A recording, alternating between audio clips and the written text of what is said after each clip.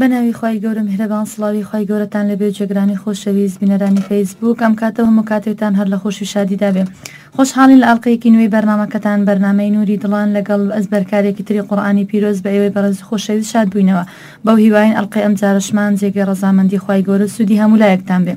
بۆ ئەمڕۆکەش گەنجێکی تری زۆر بەڕێز خوشکێکی زۆر ئازیز لە بەردەڕەشەوە تەشریفی هێناوە لەگەڵمان زۆر بەخێر بێ سەرچاوم بۆ ناسەدی بەرنامەکەمان بەڵێ ئەگەر سەرەتا خۆت بۆ ئێمە بۆ جێگرانی خۆشەویست بتێناسین. السلام عليكم ورحمة الله وبركاته. سلاوی خواتانەی بێ لە هەر جێبی دنگەیمەتان پێدەگات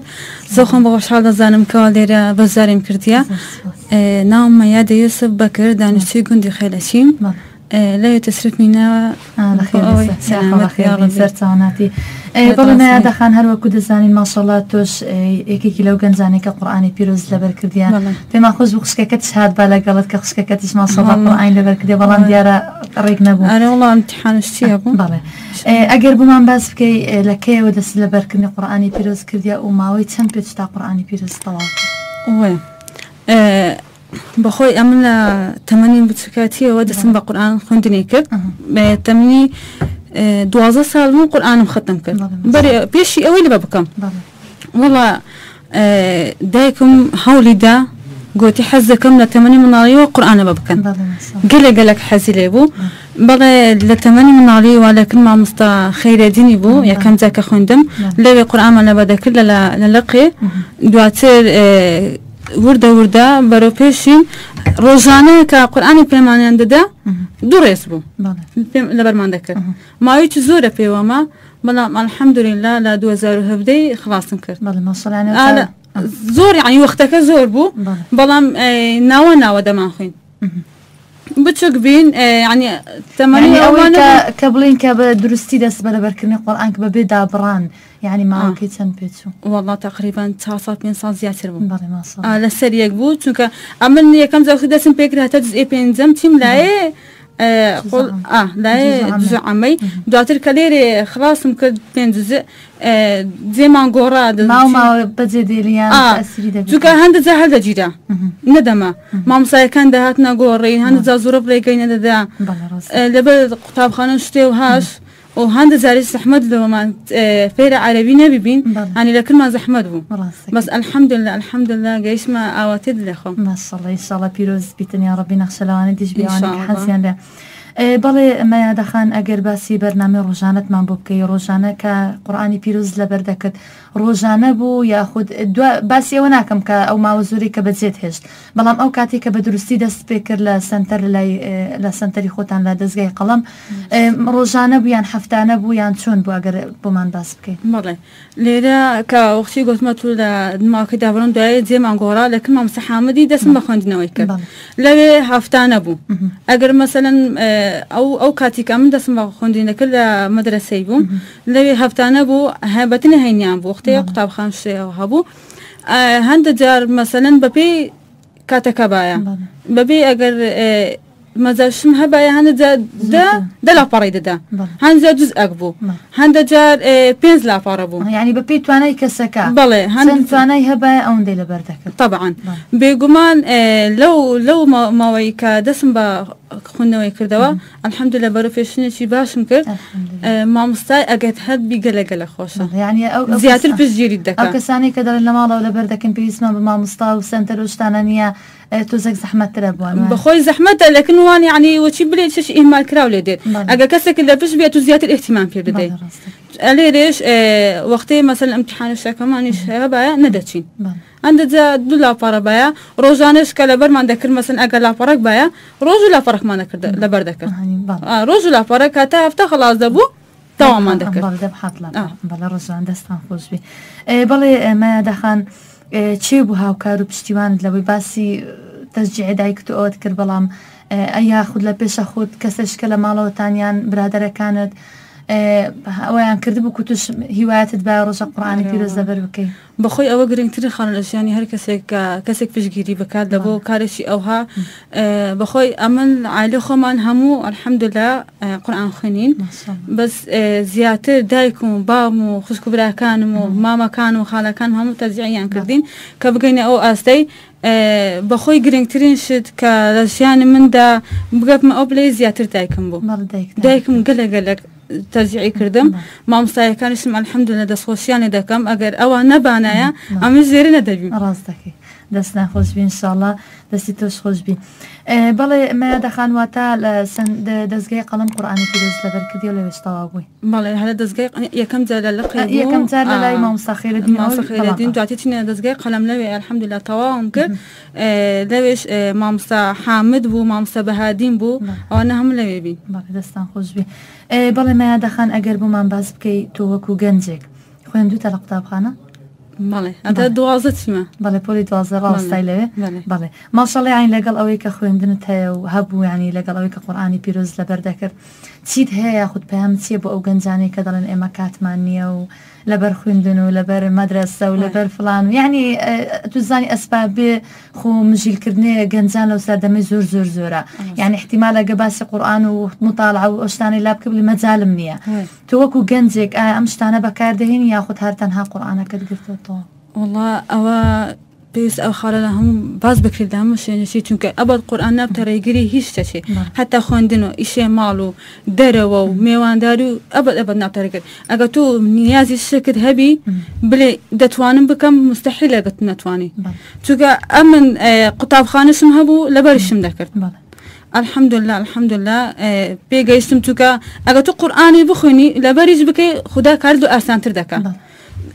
أبد نبتريجر يوادارم أواني حز يعني قرآن لبا بكان أبد هيك يشتغل نبتريجر چونك أتو تستغل دلي خوتا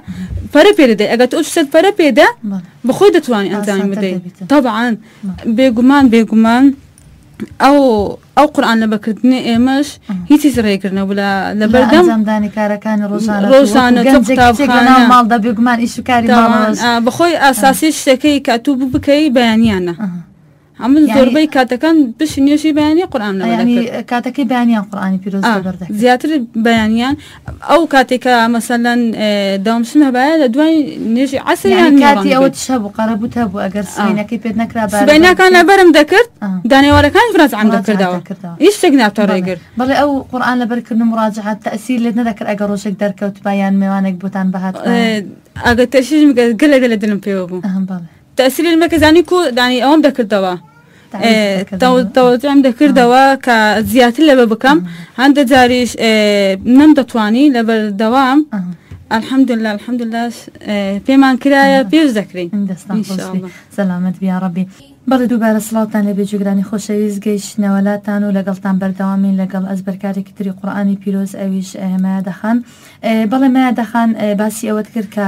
کاتەکەی بەیانیان قورئانی پیرۆز لەبەر دەکرد هەندێک کەس دەڵێن ئێمە بەیانیان خەومان دێت و پێمان ناکرێت قورئانی پیرۆز لەبەر بکەین ئایا هەر ئەزبەرکارێکی قورئان دەتوانێت یان هەر کەسێکە بێتە قورئان لەبەر بکە هەموو کاتەکان دەتوانین لەبەر بکەیان ئیلا بەیانیەکەیان هەندێک گوتیان شەوێ رازك بخول سامر كسكي وسطايا كلت وقت بيدك لي لبكا بس كادكي بيانيا اتو مشكت ارامه يعني مشغول مية بهيش شيء كلا خودا سيدم تا خودا شو انت كي جوان هالدغري او قد مرتاح دبي او كاتل لها مباشر لولا بكدني هيا امن بخول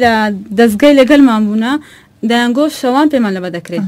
شوان دانكو لقد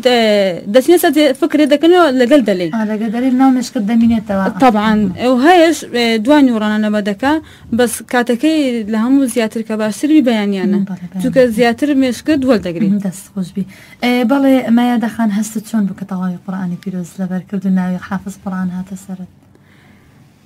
او هستا يعني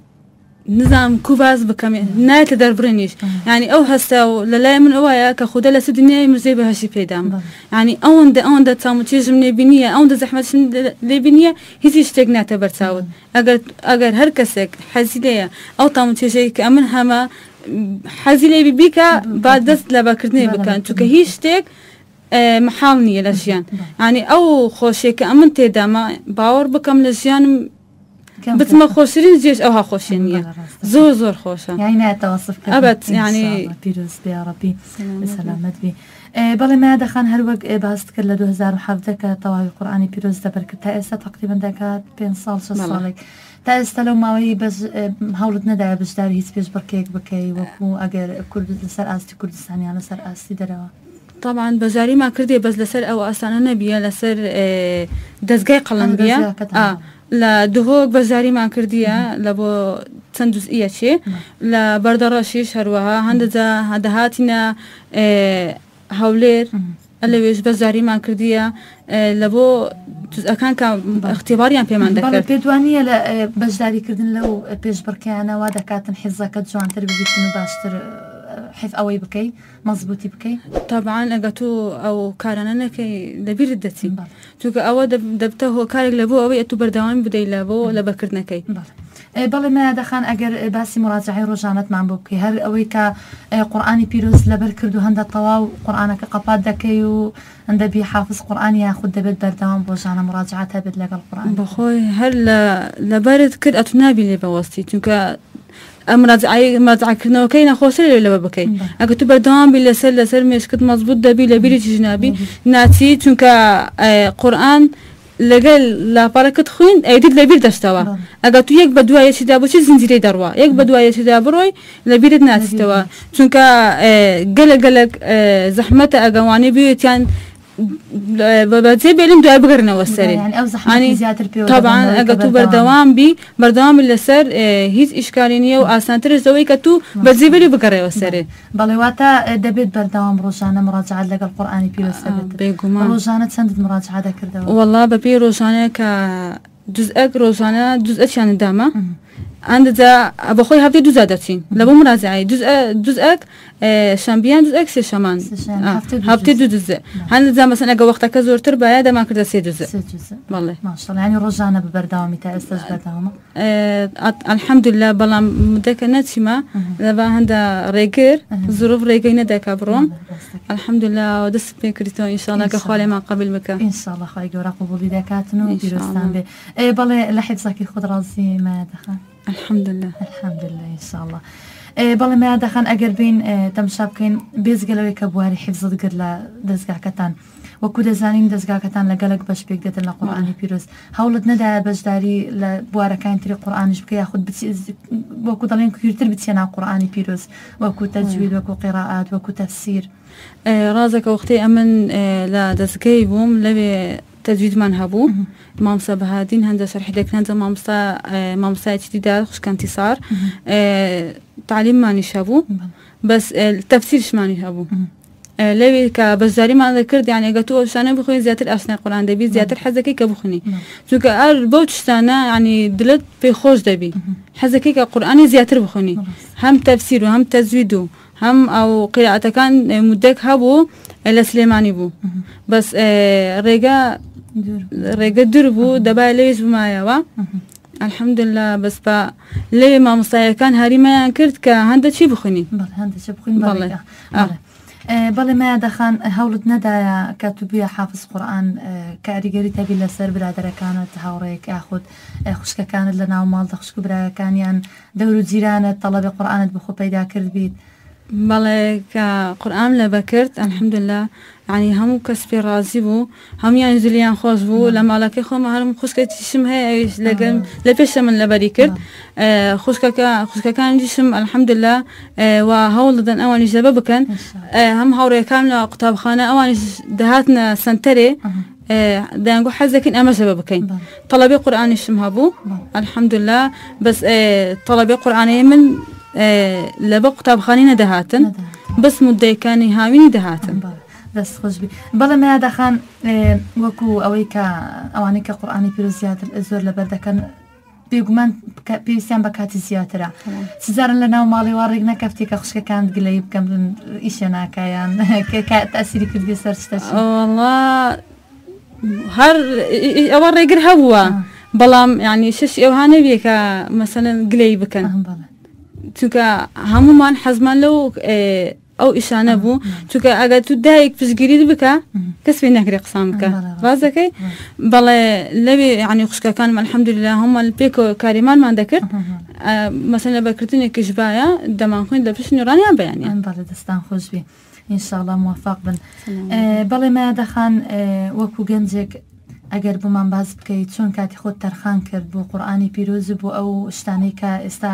لەگەڵ تەکنەلۆژیە یاخود دەتوانین بڵین پرسیار ئەگەر بە شێوەیەکتر پرسیارەکە بینت چۆنە لەگەڵ تەکنەلۆژیا ئێستا کە بڵێ ئەگەر ئەو شتانێک کە ئێستا گەنج بە تایبەتی ژن پێوە خەریکن لە ناو ماڵ بە تایبەتی سناپ و ڤایبەر و ماسنجەر ئەو شتانە